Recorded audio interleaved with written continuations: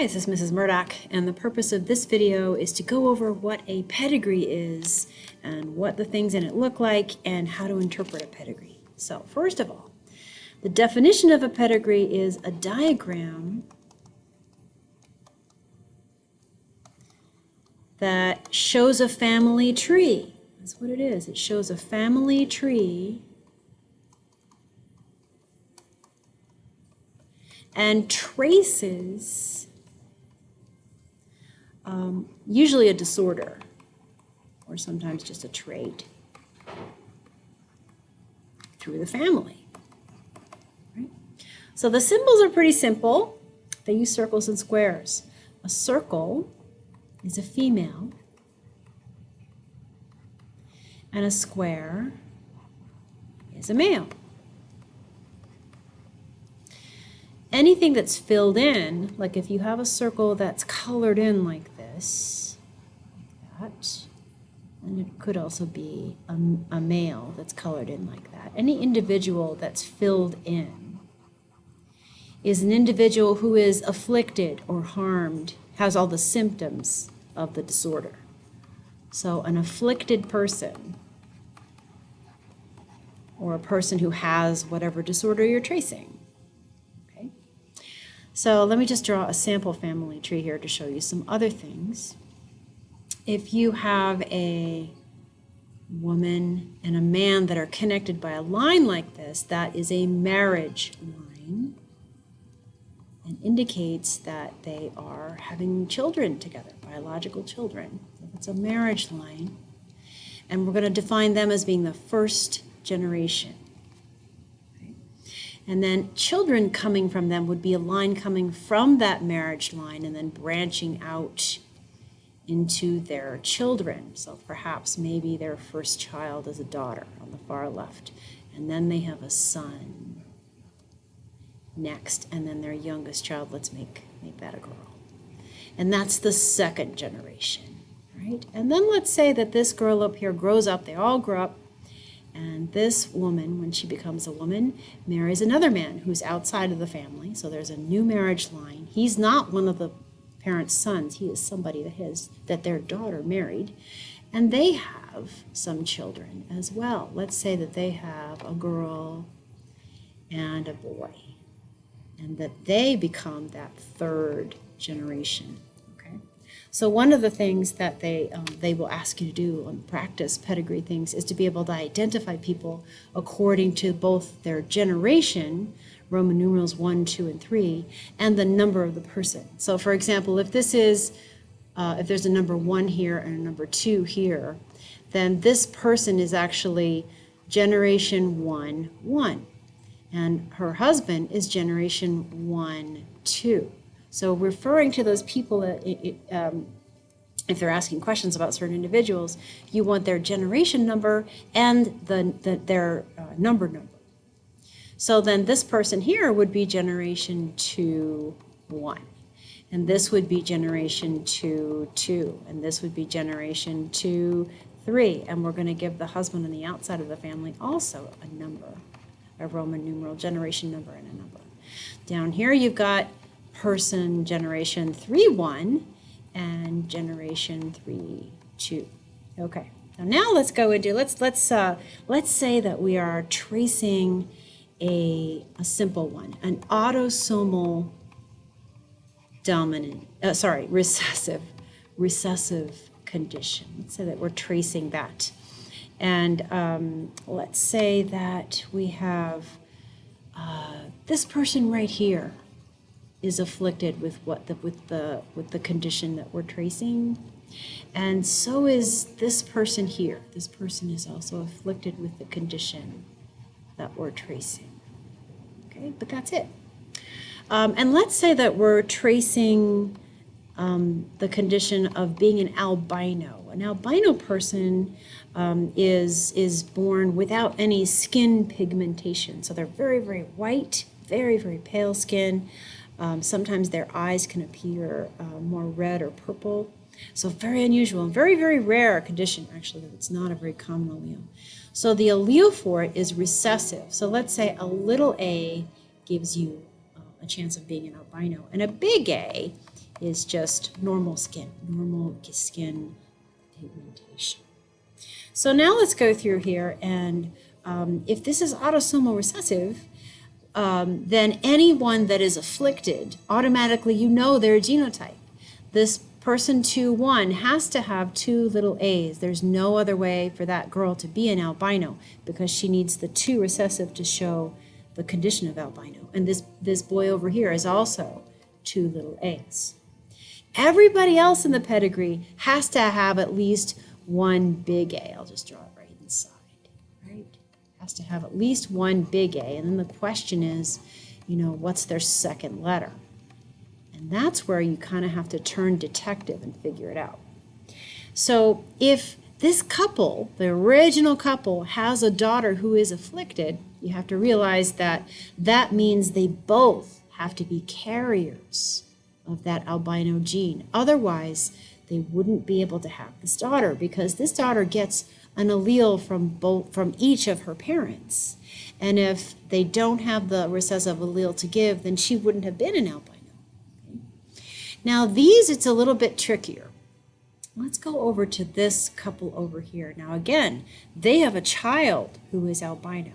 So we know their second letters too. We can be sure that both mom and dad were carriers, carried the little a. Otherwise, they wouldn't have had them to give to this child. But this person, we can't be quite as sure. Because if you do the Punnett square for this person, this boy's parents, right? If we do the Punnett square here, I'll just do a quick Punnett square. Just like you did with your digital Punnett squares. If you carry this person's parents into the probable offspring that they could have, right? This person isn't an albino, right? So it couldn't be this, right? But it could be either homozygous dominant or heterozygous dominant. It could be either one. We don't really know, unless this man grows up to marry a woman and maybe they have an albino child. Then you would know it's a carrier. But unless they do, you really can't be sure, and you would leave that uncertain. This girl over here, we don't really know either. She could be, because her parents are both heterozygous, she could be double dominant, or she could be heterozygous. We wouldn't know until she grew up and had children of her own. All right, so now we also did a couple examples in class of what if it's not a simple autosomal recessive? What if it is autosomal dominant?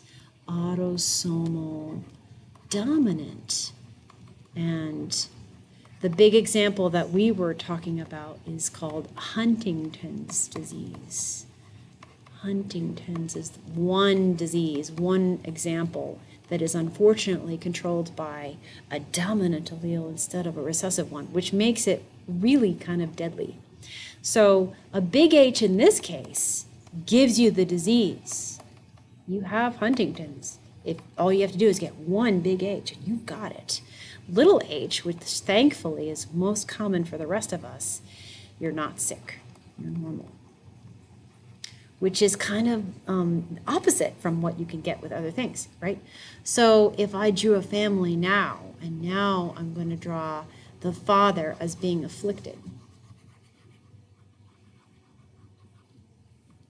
And then I'll draw some children here. Maybe they have 2 children, okay?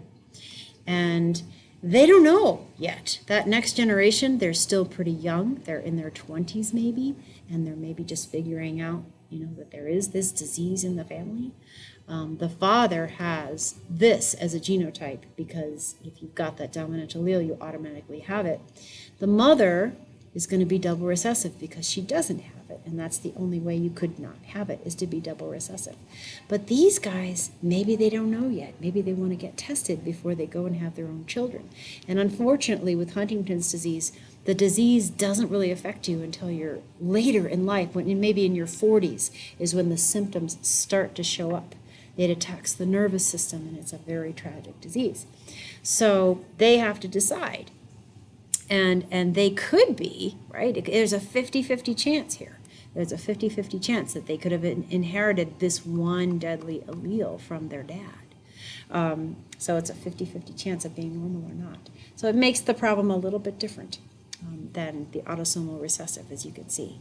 So if they get tested, and you can get genetically tested, and you can find out, whew, you know, the girl, maybe she got tested, and now she feels more comfortable maybe getting married and having children because she knows there'll be no sick children, right? Because she got tested. But what if this boy, he just doesn't want to get tested, or maybe they live in a place where you can't get tested or whatever, then he doesn't know. So maybe he'll marry a woman and he'll have somebody who grows up unbeknownst to them, and because maybe he was afflicted and didn't know it. So, nasty disease. In any case, it's a little bit different than the autosomal recessive. The last one I'm going to go over really quickly is if you have a sex-linked condition. So a sex-linked condition on a pedigree,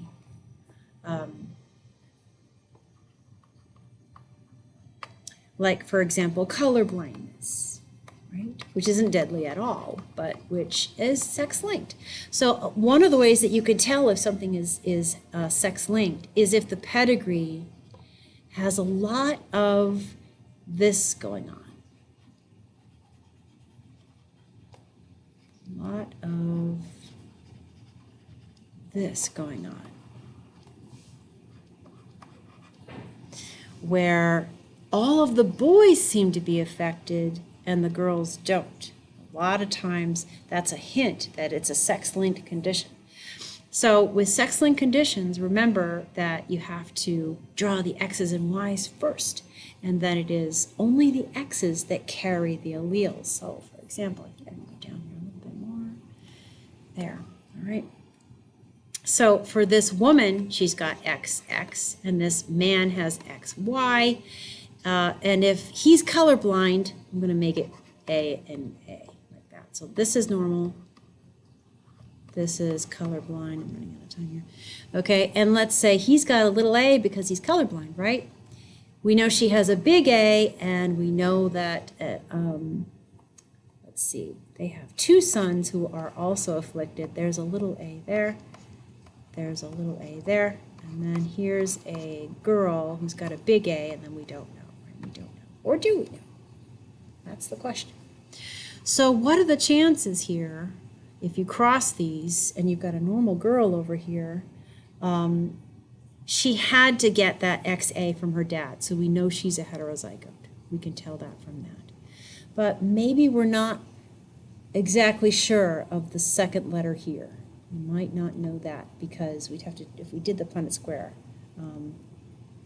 Punnett square has to include those X's. Let me see if I can make a nice Punnett square here to show what we know about those parents. So here's mom, and we're maybe what if here's dad and here's Y.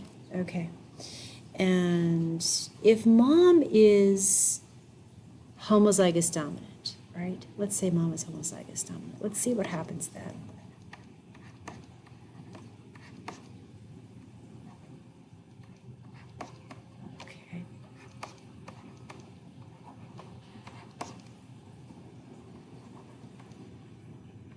Okay, so she can't be homozygous dominant because then those sons aren't possible. So that she must be a carrier. I just proved that to myself. Because that way, that's the only way she could have had those sons. Right there. 25% chance of having those sons. Yeah. And this is a little, she could even have a colorblind daughter. So that could have happened, even though in my example it didn't happen. Okay. So there's a 50% chance of having any kind of colorblind child in this family from these parents. But there's a, and then here you have to be very careful what kind of question they ask you. 50% of this couple's children will be colorblind. And again, if you look at just the boys, 50% of them are colorblind, and just the girls, 50% of them are colorblind. So it works out that way. So that's the way pedigrees work. That's how you can use them to kind of predict what offspring are going to be. And it's kind of fun because you kind of play detective. If you have children who are showing recessive alleles, it makes it that much easier. And that's pedigrees, and I hope that was helpful.